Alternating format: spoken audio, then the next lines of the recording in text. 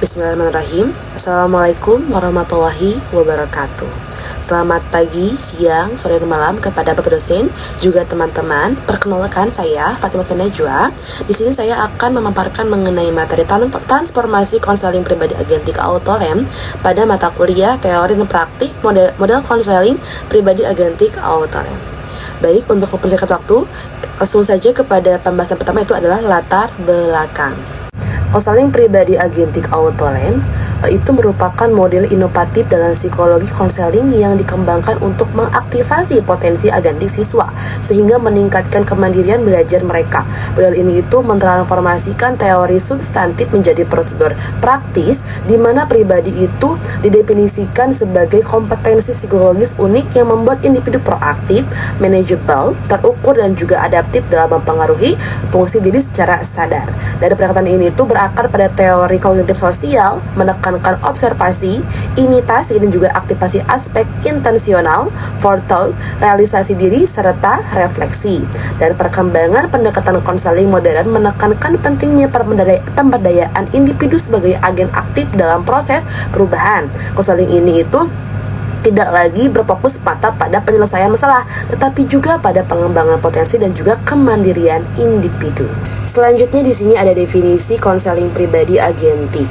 Nah, konseling pribadi agentik itu adalah panduan layanan konseling yang dirancang khusus untuk konselor dan juga guru bimbingan konseling di sekolah dengan tujuan utama membangkitkan kesadaran kognitif siswa terhadap intensionalitas diri yang unik dalam menghadapi tantangan belajar.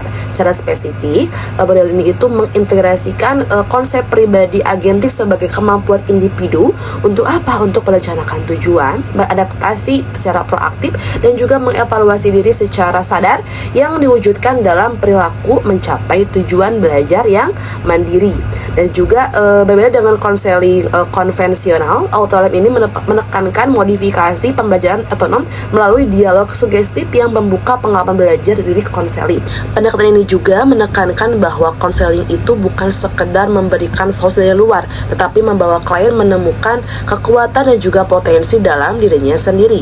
Dan konselor itu berperan sebagai fasilitator yang mendukung proses refleksi, pengambilan keputusan dan juga pengembangan diri klien. Selanjutnya ada materi kemandirian potensi agentik. Nah, kemandirian ini merupakan salah satu aspek utama dalam konseling pribadi agentik.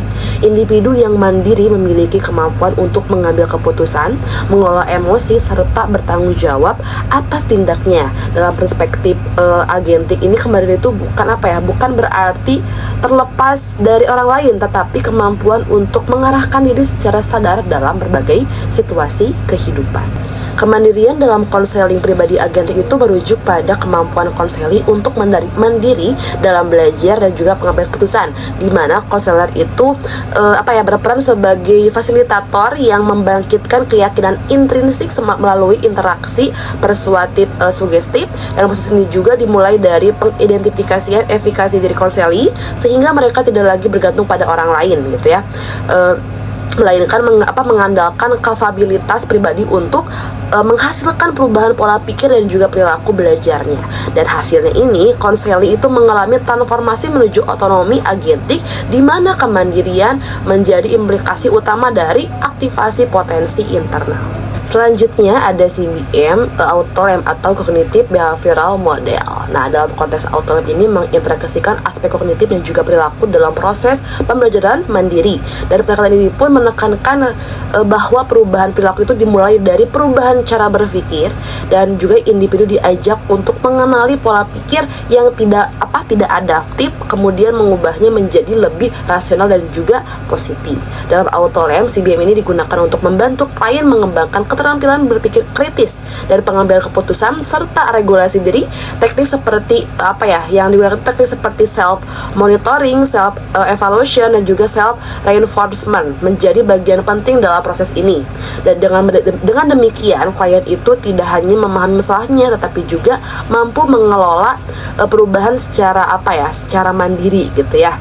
Dan potensi agentik dalam konseling berbasis modifikasi CBM ini mencakup aspek inti seperti intensionalitas, niat dan juga keinginan, forethought, pemikiran antisipasi dan juga prediktif, realisasi diri dan juga refleksi diri yang semuanya diaktifasi untuk membantu siswa proaktif dalam lingkungan belajarnya. Selanjutnya ada materi internalisasi substantif agentik pada konteks kemandirian. Nah, internalisasi substantif agentik ini merujuk pada proses penanaman nilai-nilai agentik ke dalam diri individu secara mendalam. Dan nilai-nilai tersebut meliputi tanggung jawab, kesadaran diri, kemampuan refleksi, serta komitmen terhadap pengembangan diri. Dan juga proses internalisasi ini penting agar apa? Agar perubahan yang terjadi itu tidak bersifat sementara tetapi menjadi bagian dari kepribadian individu. Dalam konteks kemandirian, internalisasi ini membantu individu itu mengembangkan kontrol diri yang kuat, dan individu itu tidak lagi bergantung pada arahan eksternal tetapi mampu mengarahkan dirinya sendiri berdasarkan nilai dan juga tujuan yang diyakini. Hal ini itu sejalan dengan konsep self-regulation dalam teori kognitif sosial. Selanjutnya ada pembahasan terakhir, yaitu ada pendekatan dalam konseling pribadi agentik. Nah, pendekatan dalam konseling pribadi agentik ini menekankan pada hubungan yang kolaboratif antara konselor dan juga klien. Konselor itu tidak berperan sebagai pemberi solusi tetapi sebagai fasilitator yang membantu klien mengeksplorasi potensi dirinya. Dan juga ada beberapa pendekatan yang digunakan antara lain seperti pendekatan reflektif, yaitu membantu klien memahami pengalaman juga hidupnya. Ada pendekatan kognitif behavioral, yaitu membantu mengubah pola pikir dan juga perilaku. Dan ada pendekatan humanistik, yaitu menekankan penerimaan diri dan juga aktualisasi diri. Dan pendekatan ini pun bertujuan untuk meningkatkan kesadaran diri, kemandirian, serta kemampuan klien dalam mengambil keputusan secara bertanggung jawab. Jadi pendekatan dalam konseling pribadi agentik autolet ini bersifat inovatif dan juga berbasis bukti dengan tahapan utama berupa intensionalitas, aktivasi pemikiran antisipatif, dan juga realisasi diri melalui teknik seperti persuasif, sugestif, dan juga dialog interaktif. Lalu tibalah pada kesimpulan. Konseling pribadi agentik autolet ini merupakan pendekatan yang menekankan pemberdayaan individu sebagai agen aktif dalam proses perubahan. Dari kemandirian dan juga potensi agentik menjadi fokus utama dalam membantu individu mengembangkan kemampuan mengelola diri sendiri. Dan juga integritas CBM dalam autolet ini memperkuat proses perubahan melalui pengelolaan kognitif dan juga perilaku. Dan internalisasi nilai-nilai agentik memastikan bahwa perubahan yang terjadi bersifat mendalam dan juga berkelanjutan. Dengan demikian, pendekatan ini itu sangat relevan dalam membantu individu menghadapi tantangan kehidupan modern secara mandiri dan juga bertanggung jawab.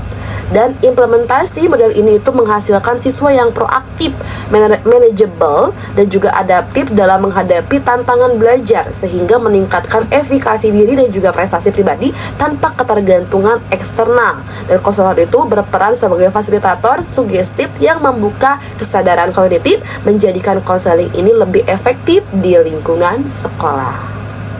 Alhamdulillahirrahmanirrahim. Mungkin cukup sekian pemaparan dari saya mengenai materi transformasi konseling pribadi agentik.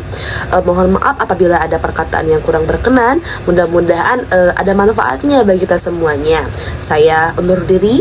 Akhirul kalam. Wassalamualaikum warahmatullahi wabarakatuh.